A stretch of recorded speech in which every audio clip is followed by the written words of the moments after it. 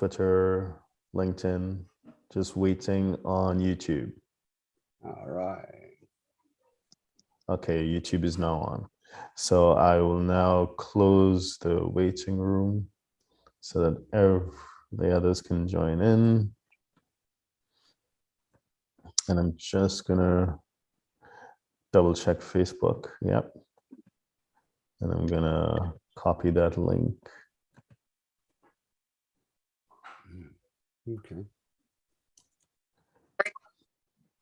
All right, fantastic. And I'm gonna mute everyone. Sure.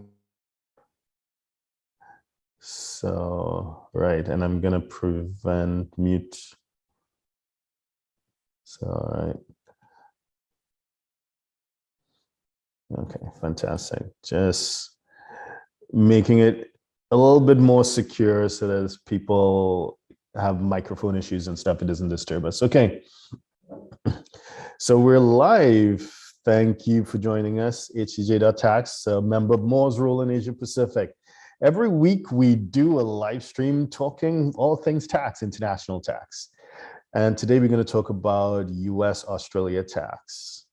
So this is being recorded. So for those on Zoom, if you do not want your image to be captured, you need to keep your camera switched off. We have we've invited those that RSVP to submit questions in advance. For those that did, thank you very much. We got those.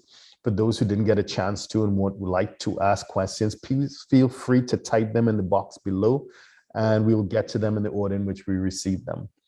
Now, for those who are joining us for the first time, please bear in mind that we are not giving tax advice. We're all licensed, credited tax professionals. So it's impossible to give tax advice based on like 2 seconds of information about your situation.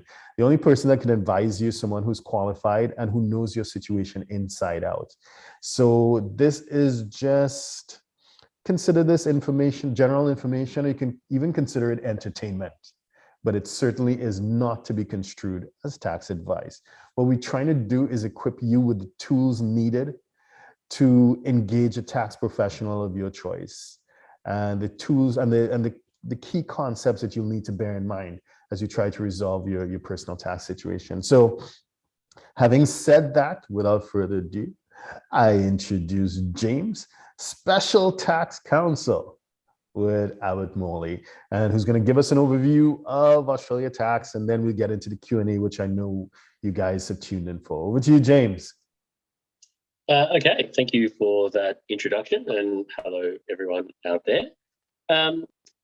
Look, Australia is similar in a lot of ways from an international tax perspective to lots of other countries, and its tax territory or jurisdiction, I should say, is essentially on two bases.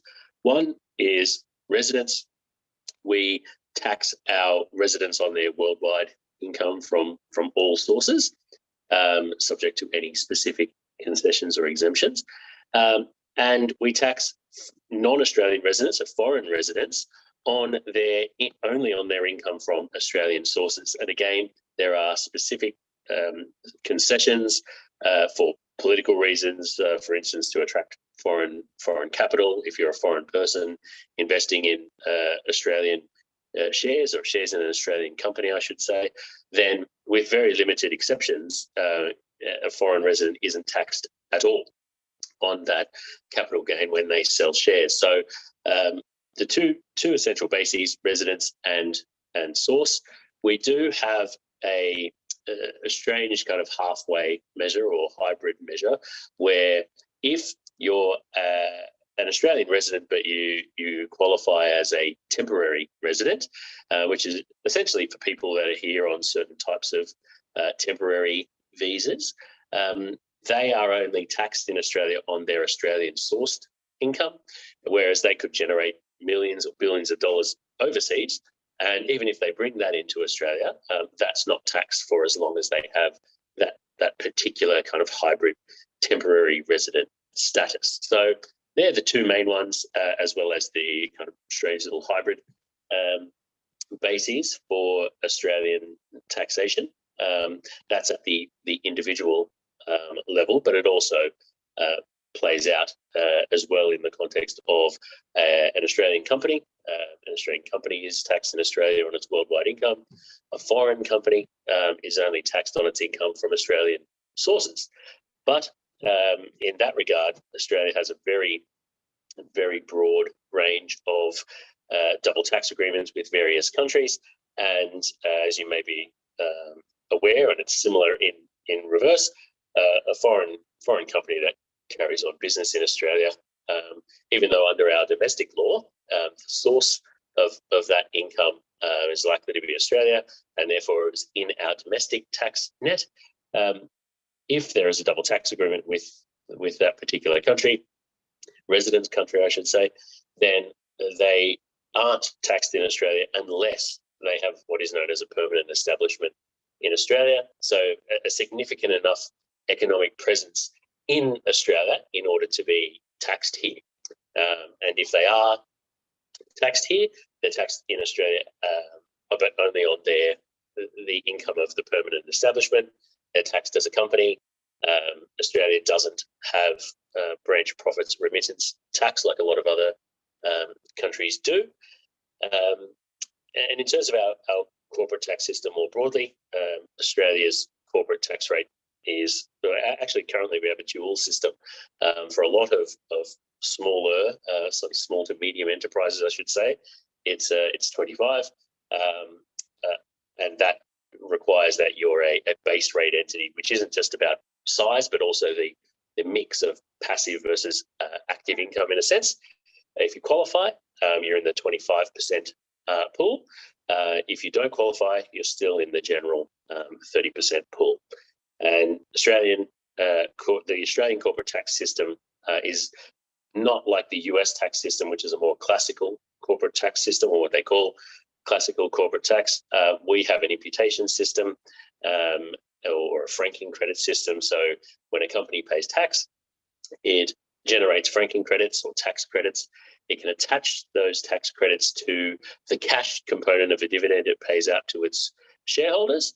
And if the shareholder is an Australian resident, then they gross up that income to reflect the value of the tax credit, determine what the tax payable is, reduce that by the credit, and they pay the difference. And in fact, if their personal rate is less than the corporate tax paid, then they actually get a cash refund of the difference.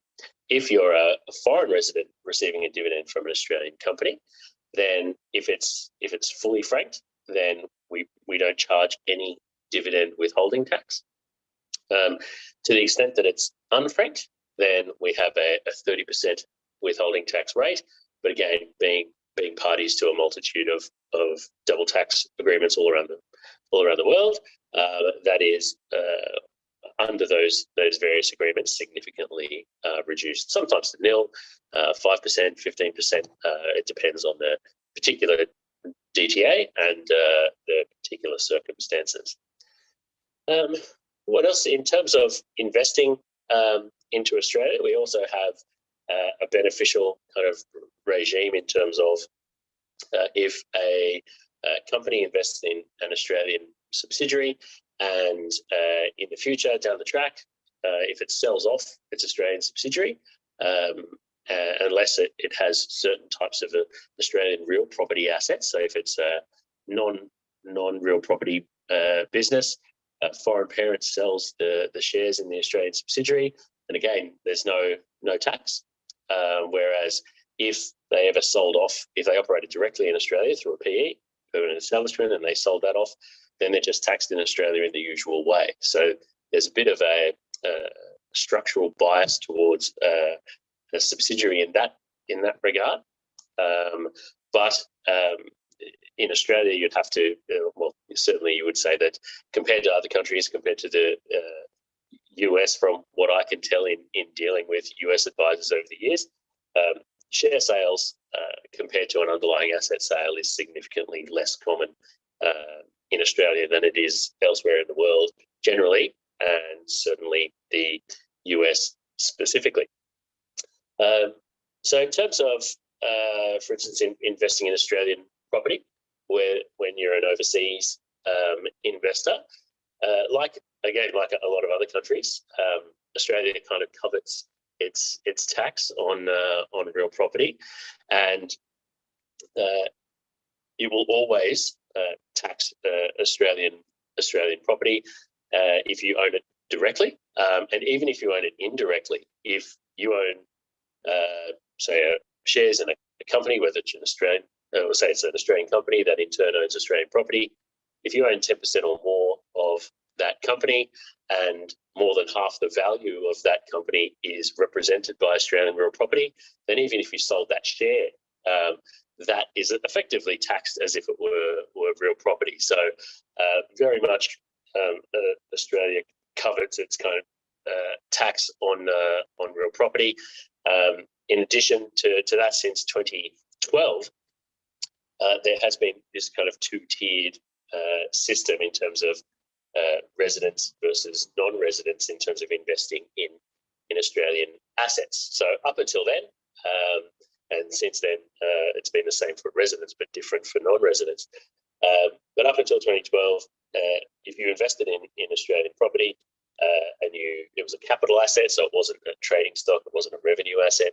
If you held that for at least 12 months and you're an eligible person, so we're talking about individuals or trusts where the gain flows eventually up to an individual, but not companies, because companies were never eligible in this regard, then you got what is called the general 50% capital gains tax discount. So if you held a capital asset for 5 years, made $1 million, you could take the first 50%, $500,000 tax-free, and then you're only assessed on the other 50% or 500 in that example. From 2012, that only applies if you're a resident. And even if you're a resident for some, but not all of the ownership period, then you have to essentially prorate that discount. So that's disappointing from the investor's perspective, because we, as in Australia, also have kind of a two-tier rate system, whereas we have a different set of tax rates for residents versus non-residents. The main difference being that residents aren't eligible for the tax-free threshold, so they'll pay tax from their first dollar, and because of that, the rate up to the maximum tax rate, which is currently 45 here in Australia, and kicks in at a relatively low 180,000 AUD. You can get up there very quickly, particularly when we're talking about a capital gain other than just salary and wage income. Look, in a nutshell, that's kind of Australia's tax jurisdiction.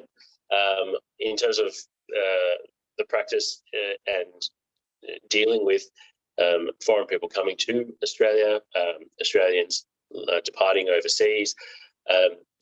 When a foreign person comes to Australia and they do become an Australian resident, and we have various residency tests, the 183-day test, the ordinarily resident test, the permanent abode test.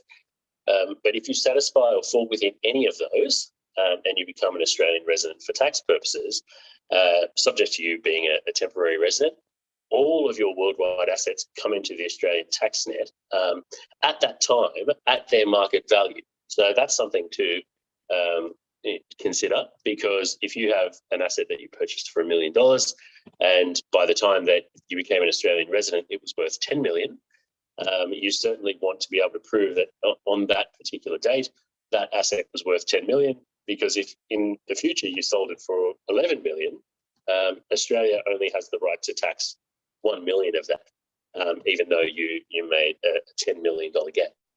So it's very important if you're moving to Australia, or you have clients that are moving to Australia, to kind of be aware of that, get some contemporaneous valuations as friendly as possible, obviously robust and professional, but valuation is often more art than science, so a robust valuation as high as reasonably possible bodes well for incoming individuals.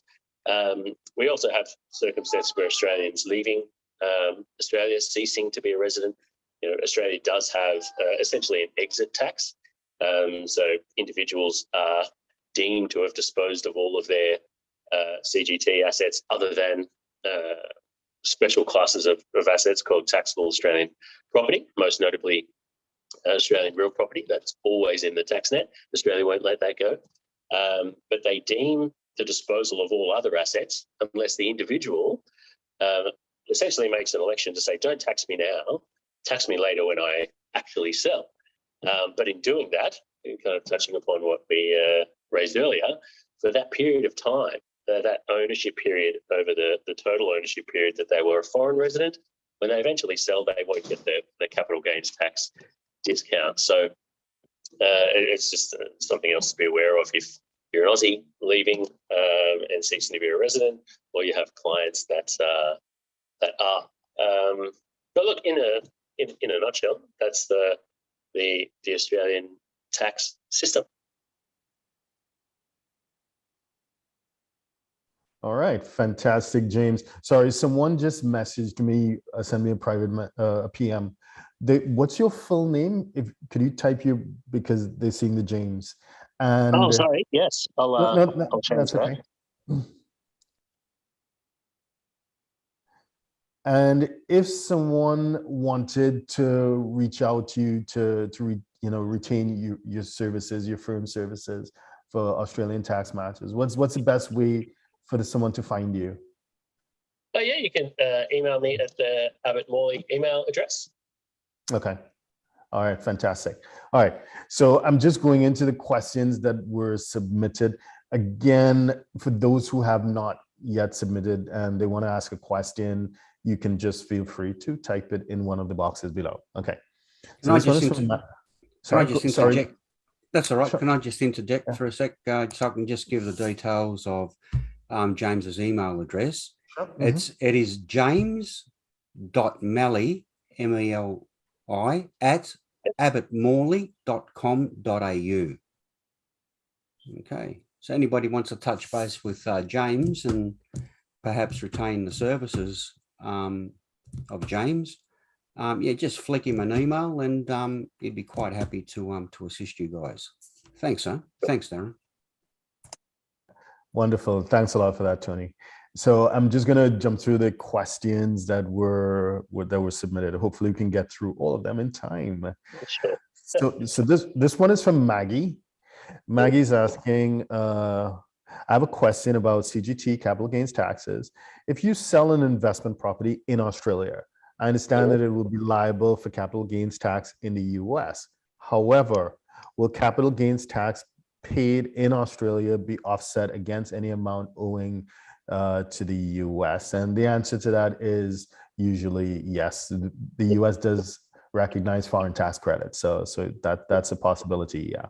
The second part of her question: will the tax breaks available for me in Australia for this? In brackets, she has a principal residence exemption, the 50% reduction for owning the property for a long time. That's close quotes. Will that carry over to the US, or will they calculate it in their own way regardless? Now, to answer that, there is a principal residence exclusion, assuming that you resided in it for 2 of the most recent 5 years. You will get an exemption on any the capital gains tax liability to the US. It's $250 if you're single and $500,000 US if you are filing jointly. So it's not exactly as Australia does it, but there is a recognition that, hey, this was not really an investment property, at least not 100%.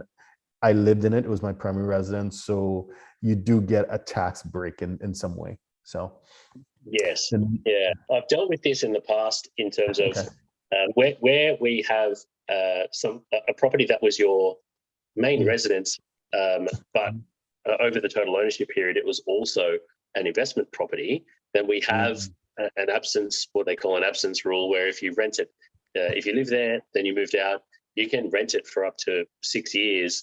And then when you sell it, it's still completely tax free. If you rented it out for 10 years, then the 4 years after the end of the 6-year absence rule, there would be a pro rata kind of calculation. The taxable portion is taxed in the usual way. You'd get the 50% discount, all of those things. And the exempt component is 100% exempt. So you can be in a situation where if you just purchased a property, you live there, you had this huge capital gain, which is completely tax-free in Australia, it might still be accessible in the US because they have caps. It's one of the few circumstances where America doesn't have a kind of more taxpayer-friendly kind of outcome than Australia because we have an uncapped main residence exemption, whereas from their perspective, it's capped at mentioned the 250 or the 500. But that's the US, so you also have to do the exchange. Exactly. Thanks a lot for that. And the final part of Maggie's 3-part question is there a formula to calculate what my potential liability might be in the US? Yes, there is, but it's probably a bit too involved to just explain for you to replicate it. But essentially, you take what the sales proceeds would be and you deduct the selling expenses, commissions and whatever. And you also get to deduct what we call the basis, or how much you paid for it, plus any capital improvements that you may have made. And the delta on that, now, if it is that you didn't rent it out for a certain period of time, there may be some depreciation recapture and it gets a bit complicated that way. But essentially that delta between what you paid for it and the sales proceeds that'll be the taxable gain, at least from a US perspective. Okay. Next question. In terms of leaving Australia, and James, I know you mentioned this, how is that exit tax triggered? Like in the US, it's triggered if your net assets are in excess of $2 million, or if your average tax bill for the prior 5 years were in excess of, let's say, $170,000 to $175,000. How is it triggered in the US? Yeah, and again, this goes back to my point about the US having a more pro taxpayer kind of because what you mentioned, that $2,000 or $2 million threshold, it's effectively an exit tax-free threshold. That if you're not especially wealthy, then you're not in that net. From an Australian tax perspective, unless the only assets you have are taxable Australian property, most notably real property. If you had shares, even if you had a tiny share portfolio of $10,000 and it's sitting on a $2,000 unrealized capital gain, if you cease to be a resident, you are deemed to have sold it and triggered that $2,000 gain, unless you, as an individual, make the election to say, don't tax me now, tax when I actually sell, which, from a practical perspective makes sense because well, you're going to have a real tax liability and no incoming cash on a deemed disposal.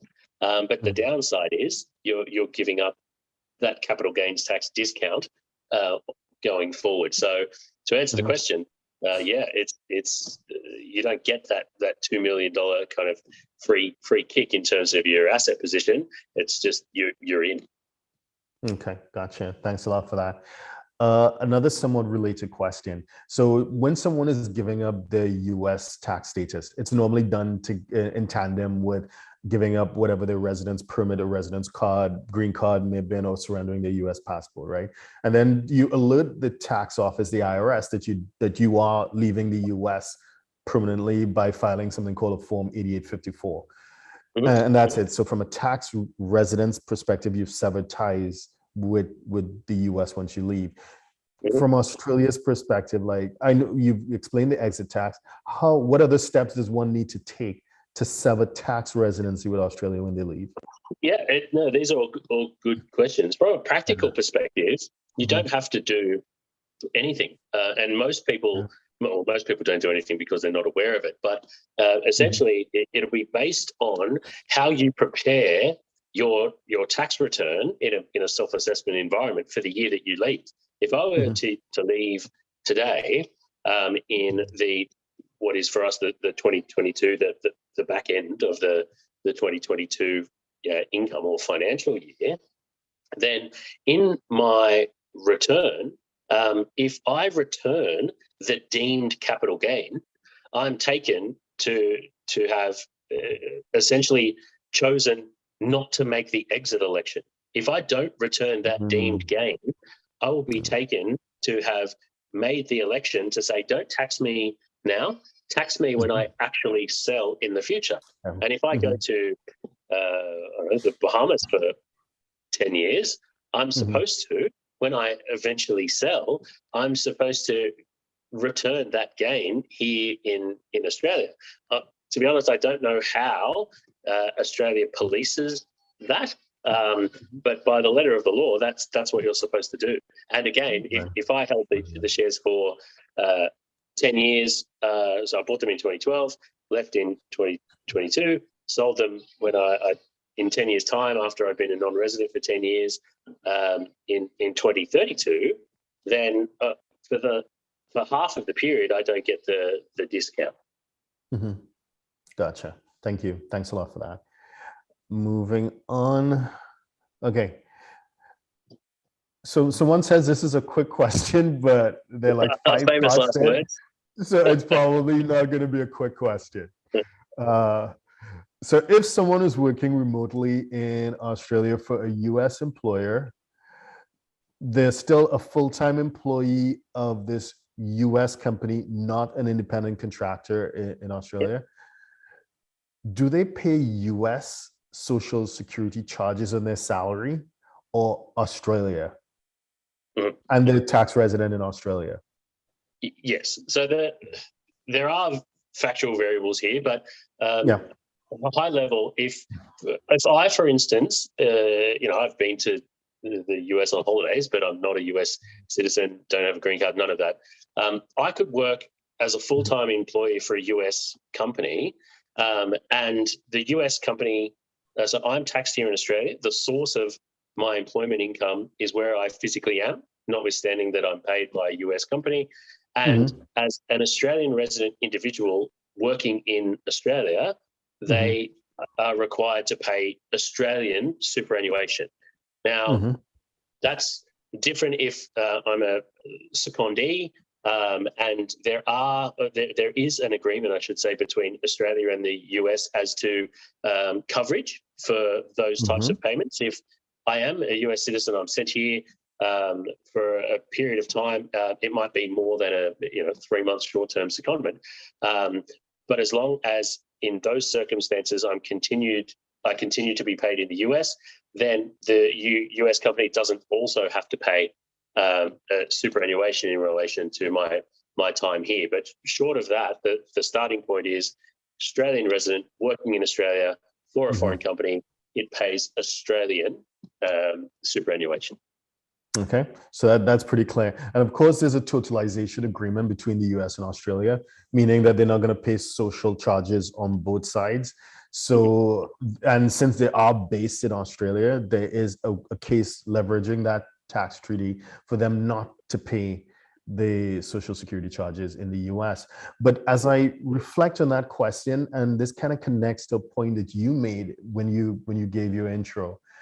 So this person is not working for an Australian company, they're working for an American company. Is there a risk that their presence on Australia's soil can constitute a permanent establishment to that US company? Yes, and there is, and I'm not sure what the US equivalent is. We that is the Australian system, the Australian Taxation Office has both public rulings saying this is our stated view. They have private rulings where someone says, look, these are my circumstances. This is how I think I'll be taxed. What do you think? Yes or no? But they also have these products, well, they call them products, called Ato Interpretive Decisions. And they are not quite as formal, excuse me, as a public ruling, but it must have come about in someone's life. They've approached the tax office and they've said, oh, there's a bit of an issue here. We're going to provide some public guidance as to how we would interpret this issue. Now, you would expect, most governments around the world, they'd be pretty pro-revenue. Any kind of grey area in the legislation or the case law, they'll kind of apply to benefit them. And look, to be fair, taxpayers do the reverse. But there is an ATO interpretive decision, an ATOID, albeit it relates to someone who was working in Australia, working from home actually, for a New Zealand company. And the outcome of that was that person working in their home study was taken to be a permanent establishment of the New Zealand company. But there are two critical things. One, in that instance, that individual was reimbursed for all of their expenses. So that allowed the ATO to take the view that, well, that study, that home study, is really available to the Kiwi company because they're footing the bill effectively. So short of that, if they weren't doing that, I'd say that that's a critical distinction. And therefore you're kind of differentiating the circumstances to that situation. But even if it is taken to be a PE, the next question is, well, what profit is attributable to that PE? So if that person, and in this instance, it was someone who handled the phones. So I'm not sure it was completely administrative, but in the grand scheme of things, it wasn't high value add services that we hear. So if that were the case, the threshold question, is there a PE? Okay, yes or no? Hopefully no. If yes, well, what are they actually doing? How much value is being created here? And what, if anything, can be transfer priced back to the mothership to legitimately reduce the profit that is attributable to Australian tax. Gotcha. That's really helpful to know. Now, given that we live in unprecedented times, right? There's a health situation. We can't mention the name because it gets censored, right? But there's a health crisis, right? So for some people, I don't know whether it's this person's situation, right? But suppose that they were in Australia, not by choice, but they were unable to return, in this case, to the US. Would there be any sort of concession offered by the ATO? Anecdotally, there has been. And even in any event, if you fall within our any of our residence tests, technically you're in. The next step is to look at a double tax agreement and the residency tiebreaker rules in terms of that agreement. And if you've got the first tiebreaker rule is usually, do you have a permanent home wherever you have a permanent home? Some people are wealthy enough to have a permanent home in both places, and then you go down to the next one. Ultimately, it gets down to wherever your personal and economic relations are closer. So looking at most people's circumstances, if they're stuck in Australia, their family, or the majority of their family, the majority of their assets are overseas, then even if the ATO didn't make any kind of administrative concession in that condition context, then you would still say in the DTA, well, looking at the tiebreaker rules, I fall within the domestic Australian rules as a US citizen or a continuing resident based on domicile or whatever it is in my home country. I'm a domestic resident under their system. The tiebreaker, this particular tiebreaker applies, and on that basis, I'm actually resident over there. Okay, all right, that's super helpful to know. Someone just put a question in Zoom, but I'll finish questions on the other platform before I switch back to Zoom. I'll do one more from here. I want to gift my rental property back in the US to my kids. They haven't said where the kids are, but okay. So what are the tax implications from both a US and Australia perspective of gifting rental property? Now, I'll just comment on the US side. So yeah, the US is the source. So yeah, sure. So yeah, but assuming, so this ties back to whether the person, generally speaking, the transferor, so the person who's giving the gift, the donee, the person who's giving the gift, that is the person who bears the responsibility for the transfer tax, for the gift tax. So that's generally speaking. So if the property were in Australia, we can have a discussion about tax domicile, but because it's in the US, it's a US citus asset.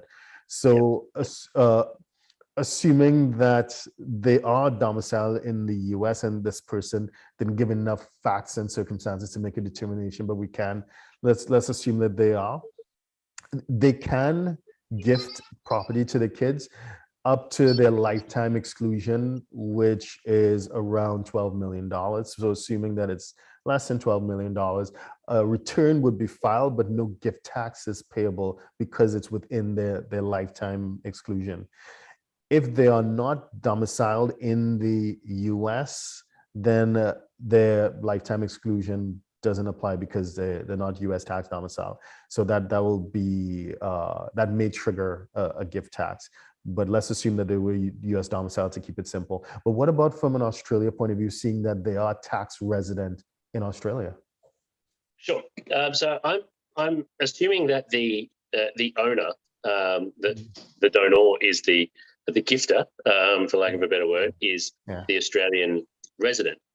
So in those circumstances, even though it's a gift outside an estate context, so we don't have estate taxes or inheritance taxes. So if it passed under a will, it's a different story. But if someone gifts an asset, a capital gains tax asset, then they are deemed to have disposed of it for its full market value. So there's no difference from a tax perspective whether they had gifted it to their adult child or they had sold it for its market value to an independent third party. From their perspective, it's the same. If the recipient was an Australian resident, then Australia doesn't have a gift tax. And in the context of a gift can in certain circumstances be considered ordinary income, but a gift between a parent and a child for no reason but natural love and affection, that is outside our income tax net. Okay, so yeah, thanks for that. Hopefully that answers your question. Just to add though, so I want to correct what I said. I said donee, it's donor. So as James, you said the right thing. So it's the person that's gifting that typically would bear the tax burden in the US, if there is any. Now, if it is that you guys are in Australia on a permanent basis, and in fact, you can be seen to be domiciled in Australia, at least from a tax perspective, then you are no longer US tax domicile. And therefore that, as I mentioned before, that exclusion doesn't apply. And the exclusion is actually much lower. It's $60,000. So if that home is worth more than that $60,000, then a gift tax may apply. And now in terms of the kids, when they receive the home, it's interesting to know that the basis in the home and the value of the home, so just in case they go on to sell it at some future point in time, the basis is yours, is whatever your basis was and is. So there's no step up in basis upon the transfer. So I don't know if that can help in your tax planning. But I think the important thing is to figure out whether you are, and that this is a test of facts and circumstances, whether you are or not US tax domicile, because that would have a huge impact on how such a transaction will be treated. So you'd want to talk to a tax professional and get a determination on that. Hope that helps. So I want to jump to the question that was just posted by Mr. or Miss C in Zoom. So Australian resident for tax, naturalized US citizen, trying to minimize CGT, capital gains tax, payable in the US. If I open a retirement account in the US and pay money into it for future use, is it a tax deduction against my CGT as there is here in Australia when I make a concessional contribution to the super. Okay, so from a US, so I see a second message. I don't have a US retirement account currently. So there are different types of US retirement accounts. I know in Australia, the big thing is the super, right? So that's the main game. But in the US, there are personal retirement accounts, there are the company sponsored ones, and even in terms of your personal retirement account, it could be pre-tax, so you reduce your taxable income, or it can be post-tax, so it can be after-tax money that you're going to put in. If it's pre-tax, then you pay tax when you pull it out. If it's after tax, when you pull it out, it'll be tax-free upon retirement, right? So what it does, so the tax concession really is on your earned income. So if it is that you have a salary and you're going to put it into one of those funds for which the benefit is it reduces your taxable income, it'll reduce your earned income, not necessarily any capital gains. So if it is that you're in the process of selling whatever, I don't think it can be used to reduce imminent capital gains. However, there are ways in which you can put an appreciating asset in a retirement portfolio. And most famously, I think within recent time, I think it's Peter Thiel, who put his early Facebook shares into a retirement fund. And they weren't worth that much when he put them in, but apparently they're worth a couple $2 billion right now. So to the extent that was worth more 2 weeks ago. Oh, well, yeah, of course, yeah, the biggest drop in market cap in US corporate history. So the point is that if it is that you want to open a US retirement account to hold custody, at least of an appreciating asset, that may be possible. And you can speak to a US financial planning professional to make that happen. So I'm not sure what your intention was, but if it is to invest in appreciating asset, yes. If it is to offset capital gains taxes that are imminent, probably not. Hope that helps. See? Okay. Switching back to the other list of questions. Right. Okay. If someone has I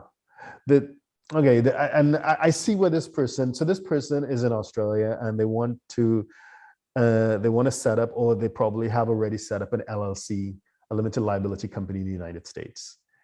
And there's this perception that once you form a company offshore, somehow you're magically going to save money. I guess all the movies and what Hollywood tells us. But that clearly is not going to save you any money. James? Yeah. So, and this happens all the time, and people in Australia read, in the financial papers that Apple don't pay any tax here, and the difference is Australia is in a corporate chart. Australia is at the bottom. And in that scenario, all of the value that has been created is largely in intellectual property created multiple tiers upstream. And the entity that owns... Sorry, James, you're on mute. James? James, you need to unmute yourself. That IP. Sorry, you're on mute for like 10 seconds. Could you rewind 10 seconds? I got a phone call coming through. Sorry. So, Australia is at the bottom. If valuable IP is created upstream, offshore, it can charge significant fees to the Australian entity, which pulls what would otherwise be Australian tax profit out of the country. So increases deductions in Australia, pushes up income in low or sometimes no tax jurisdictions. That is just the structure of the international tax system, because it was created actually between World War I and World War II in a completely different world.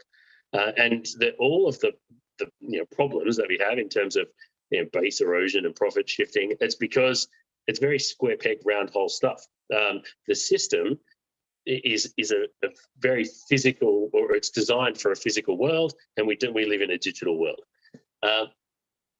If you flip it and the the directing mind, what we call the central management and control of a company is in Australia, and you incorporate an entity anywhere in the world, the definition of an Australian resident company is an entity that, or a company that is incorporated in Australia. So it's not that if it's incorporated in the US, Lithuania, or anywhere, or if it's not incorporated in Australia, it carries on business in Australia, and it has its central management and control in Australia, which is high-level strategic decision-making, not the day-to-day ops or operations, or it has its voting controlled by Australian resident shareholders, which is invariably the case.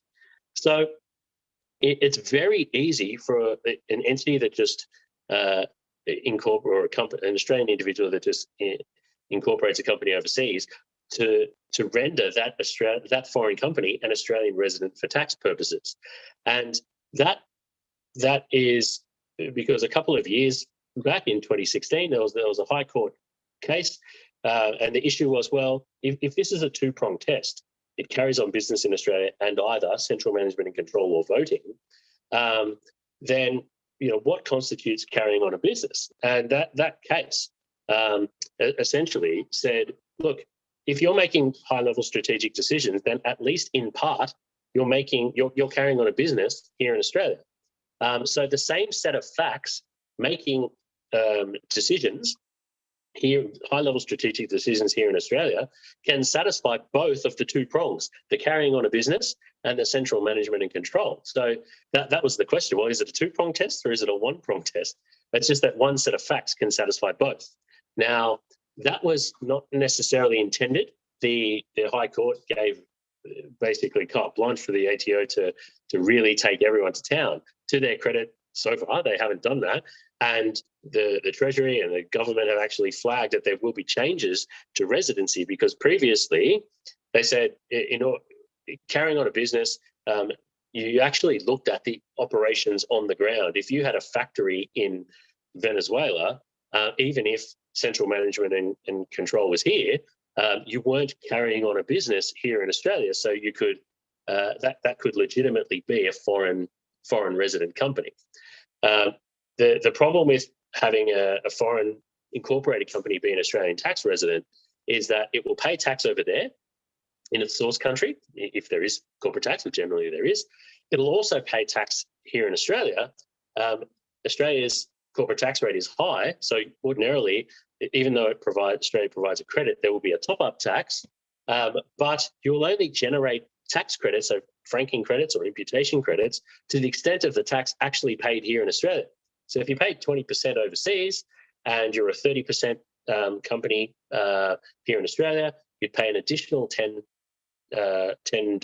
top-up tax here, but you'd only generate the $10 worth of franking credits, even though you paid $30 in tax. So that will push up your effective tax rate, because when a dividend is paid up to an Australian resident shareholder, it's only partially franked, and they will pay tax at up to 45% minus the maximum 10%. So they've got some significant top-up tax to pay.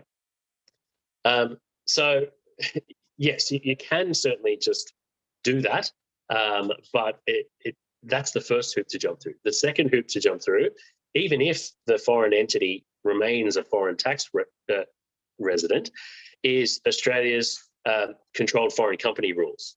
And Australia has essentially a Western, high taxing Western alliance, really, where if you're a listed country, so we're talking the US, the UK, New Zealand, France, Germany, Japan, I think is on the list. But essentially, those listed countries effectively say, if you're carrying on a business over there and it's an active business, it's not a tainted business or a passive business, Australia won't tax you, as in the shareholder, if with very limited exceptions, what they call eligible designated concession income, which I've never actually dealt with that issue for the US, but the main one, for instance, say I incorporated a company in New Zealand, carries on business in New Zealand, but it makes a capital gain. New Zealand don't tax capital gains, but that is considered to be kind of CFC income, so it's actually taxed and it's attributed to me, as in the shareholder. It's an attribution regime. It'll tax me directly. So really, there's two hoops to jump through if you're wanting to successfully offshore. One, the residency issue, because a foreign incorporated company can very easily be considered an Australian tax resident. Although watch this space because the legislation is changing. We're about to go through an election, so I don't know what the appetite is if that isn't squared away before the election, but certainly it's on the radar. The second hoop is, even if you jump through the first hoop successfully, is it a controlled foreign company? Or almost certainly, if it's a wholly owned subsidiary or it's wholly owned by me as an Australian resident, absolutely it's a CFC. The issue then becomes, does it have any attributable income? That depends on where the income is generated and the type of business or type of transactions that it enters into. And if there is attributable income, then say there's $100,000 worth of attributable income of my foreign company, I personally, as the shareholder, am taxed on that income. Well answered. I think you covered everything there, and it's I don't know where it comes from, but probably just like you, I face this type of question multiple times every week. I guess somebody read something or they saw something on a movie, and they are convinced and they argue with me. I'm going to form this company and it's not going to be taxed. The money doesn't come back in. It's just, but you're right. Well, I mean, that's a great point because that structure, to the extent that it works, it relies on not being found out, and that's not a tax strategy. That's that's just criminal activity. I mean, straight up. You'll be looking at four walls, a quadrangle. If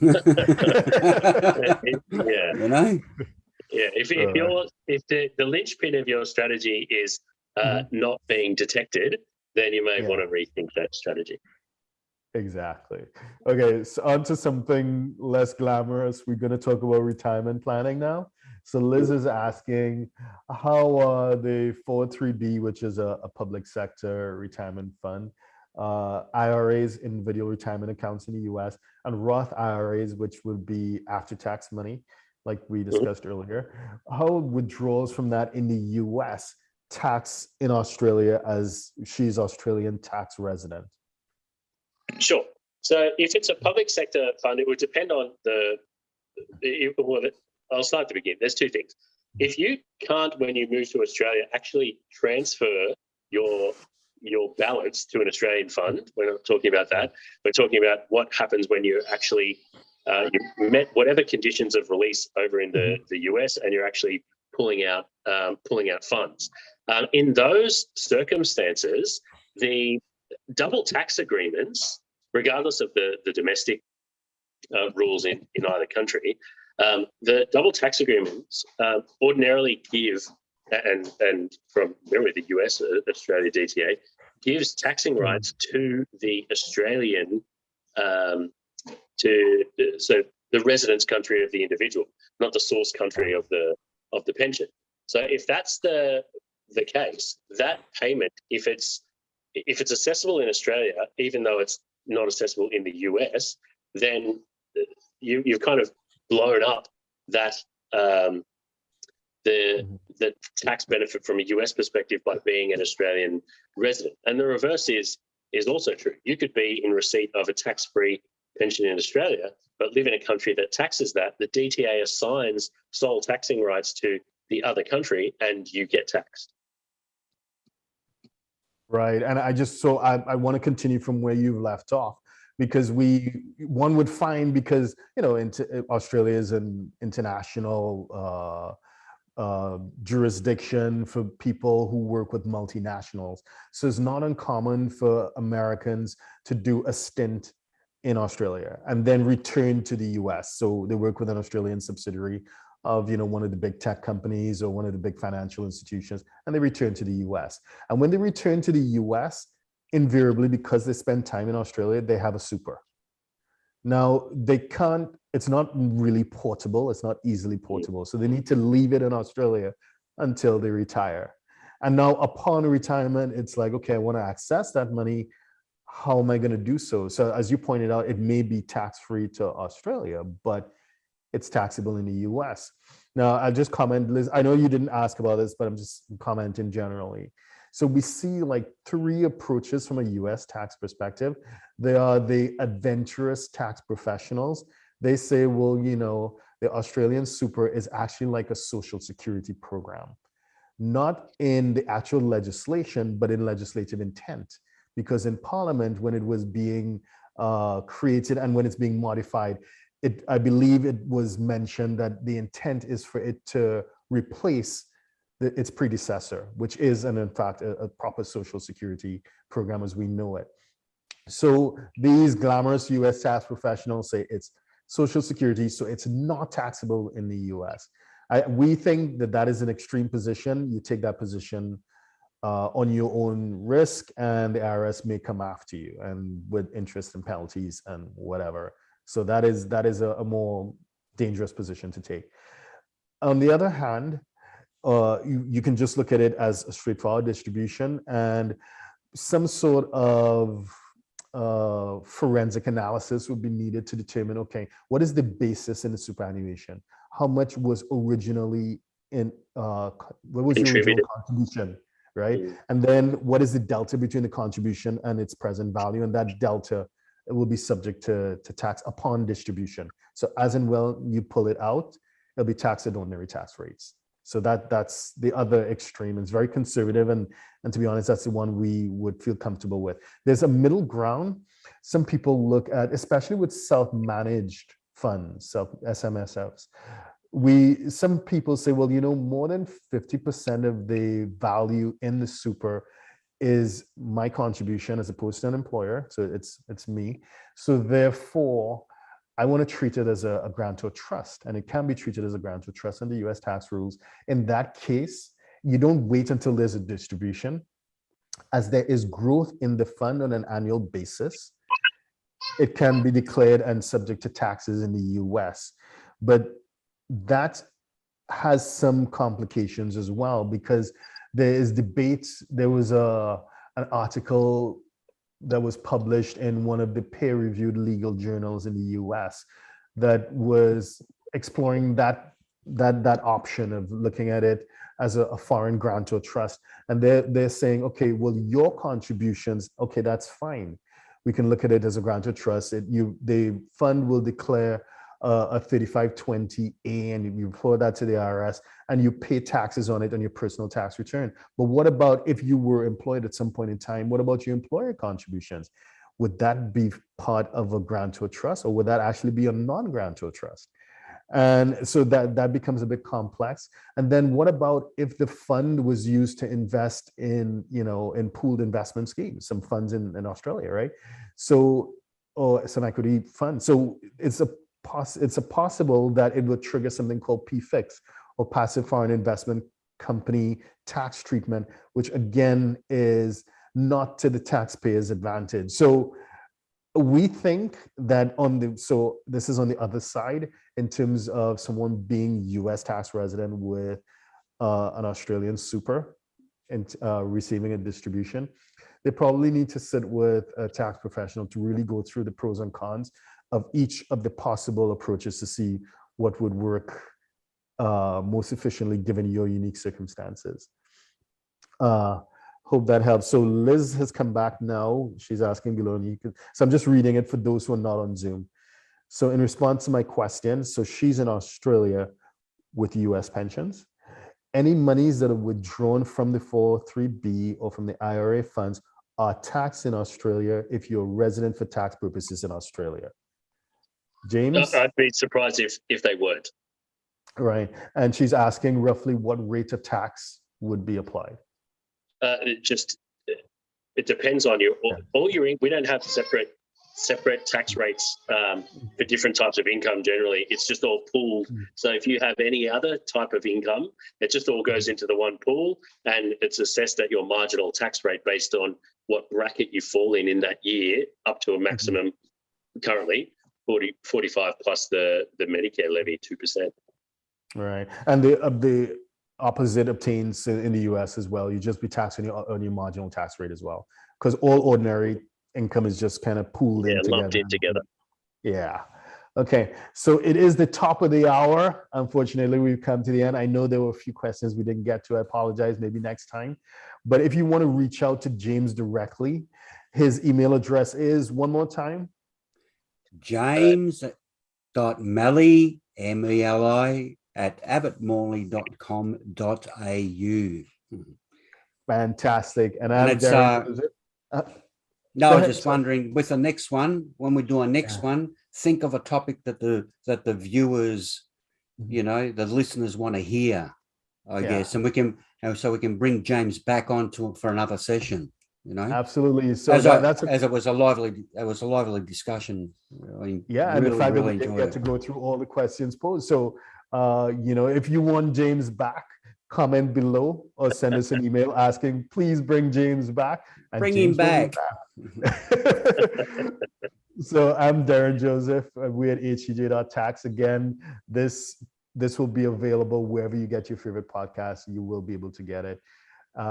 See you next time. Thank you very much. Bye-bye. See you guys. Bye-bye.